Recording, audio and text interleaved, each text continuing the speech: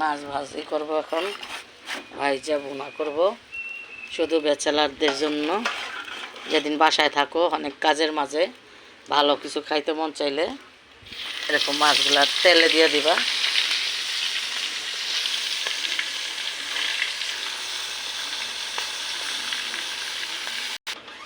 মাছগুলো ভাইজা নিলাম, এখন এর মধ্যে দিয়ে দেব পেঁয়াজ টমেটো কুচিগুলা।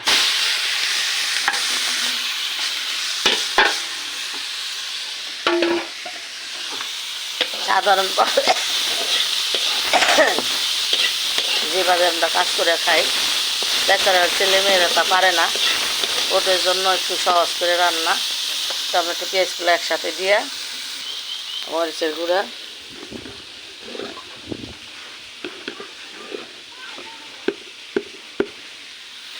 হলুদের গুঁড়া,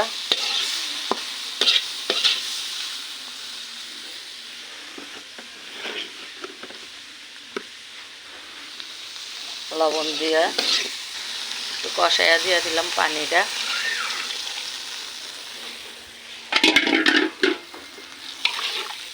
পানিটা বলক আসলেই বা বলক না আসলেও তোমরা ব্যস্ততা মানুষ মাছগুলো দিয়ে দিতে পারো। মাছ আর